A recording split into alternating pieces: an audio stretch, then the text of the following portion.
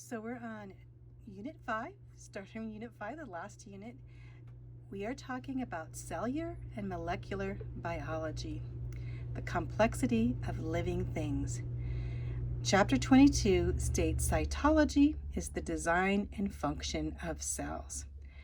The key concepts: we're going to discover what cells are and the variety of cells, the structure of cells, the life processes of cells, the cell cycle, and cell death. All about cells in this chapter. So where do we start? Of course, we start with cells. Cytology is the study of cells, and cell biology, you would call that. And all tissues are composed of cells. Cells are the basic units of living things. When were cells discovered? Well, let's see. Let's see if I can change this here. Okay, there we go. Okay, here's the discovery. This man in 1665, his name was Robert Hooke. He was studying a cork under a microscope and saw the cork coming from a living type of cell in the cork. And so this happened in 1665, but it wasn't until a couple hundred years later, in 1838, that two German scientists, one a botanist and the other a physiologist, Matthias Schleiden and Theodor Schwann, that they contrived the cell theory. What is the cell theory? Well, let's look here. Let me put it here on your, so you can read it. So here we go. The cell theory, which states that all living things are composed of living units called cells and of cell products, and that all cells come only from pre-existing cells, is universally accepted today as like a law. So basically, the cell theory means that all living things are comprised of cell, and that all cells come from other cells, pre-existing cells. That is the cell theory, and now a law of biology. So cells, let's go on here. Here's a picture of the living cell. We'll get into this here. Let's keep it on that picture right there. So cells, cells do all the work that is done in an organism, and they have a variety in size, a variety in shape, and are very complex. So let's talk about the variety in size first. The size of a cell, well, the size of an organism, an animal or an organism, is determined by the number of cells, not the size of the cells. Humans may have very small cells compared to plants, but again, we may have way more cells. So in fact, the adult human would have 30 to 100 trillion cells. Even a newborn baby has 2 trillion cells. And basically, the growth of cells in volume increases faster than the surface area. So that's telling me something about cells, that cells need a lot of surface area to do work. They have volume, their volume can get heavier and tighter, yes, but the important thing is they need surface area for the cell membrane. And so these cells need this area, so you'll see how cells are divided. So cells don't get very big because they need a lot of cells with a lot of surface area. Cells are small, but they surely are not simple. So in this article, in fact, The Living Cell, and you can read this for yourself, but by Dr. Michael Denton, he says how complex, and he compares it to going to a huge city, that inside the cell, it's like a huge city all acting together, or like a spaceship, a huge city spaceship, in fact, surrounded with all kinds of little portholes around with the cell membrane. So a cell. So it's like maybe like New York City, or comparable, or like a huge factory. The cell has power plants in it. Chemical factories are in a cell. Food warehouses are in the cell. Transportation networks are in the cell. The cell has a control center and a memory bank, a central memory bank. It is assembly plant, and it's a molecular machines, full of molecular machines. It has an artificial language and decoding system, a memory retrieval place.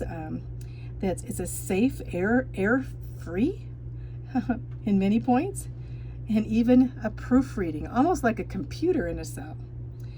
There's millions of portals in the cell, and endless, highly organized corridors. So if you were walking into a cell as a tiny being, because cells are very tiny, it would be very much, you'll see corridors all over the place, organized.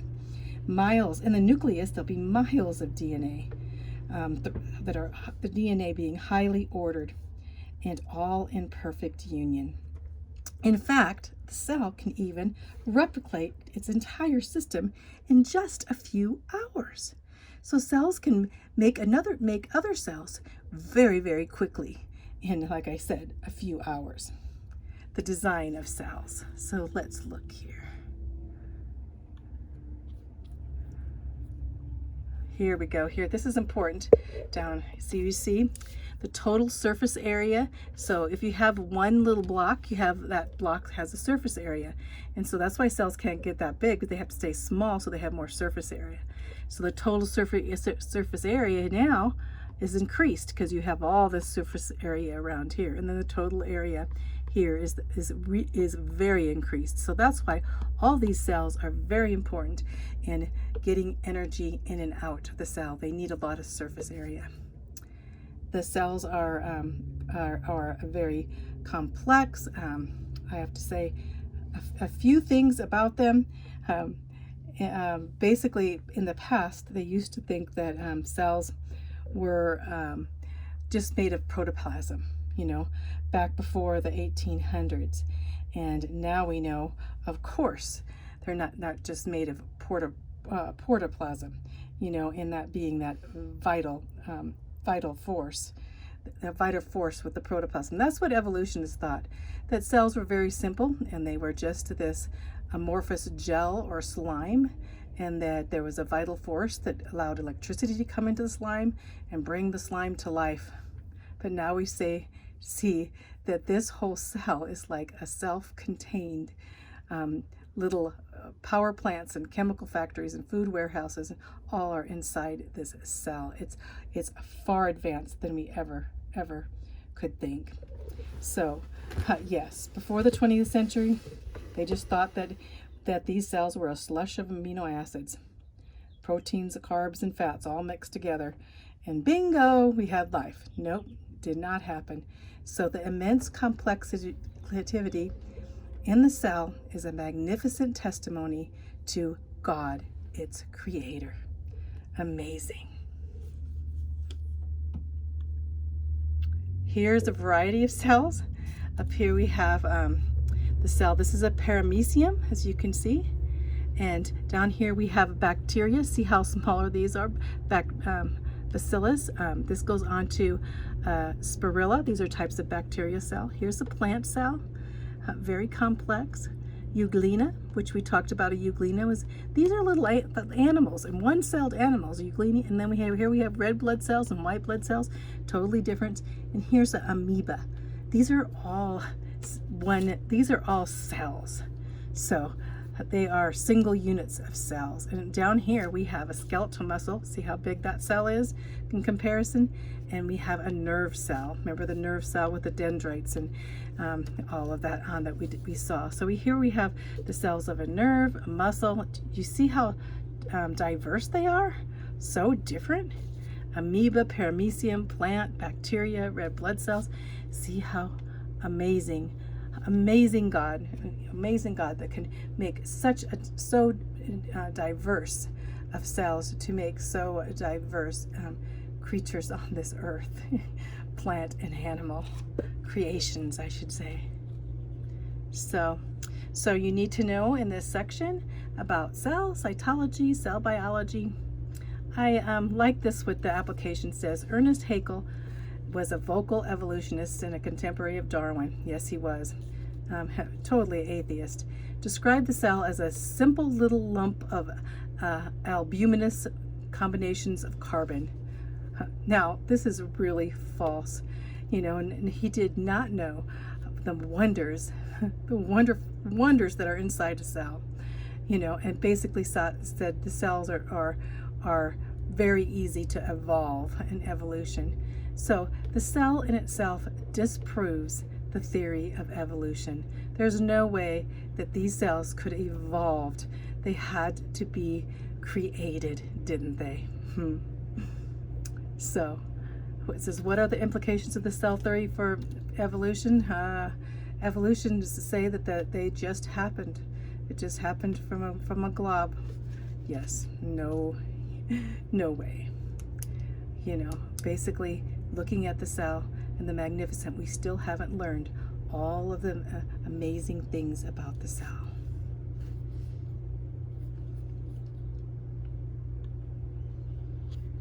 So this next section we're going to talk about, and I'm going to start it and then we're going to finish it in another video, but the design of your karyotic,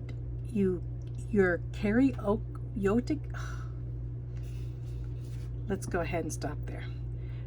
Eukaryotic cells, okay? But anyway, let's stop. Now go on to the next.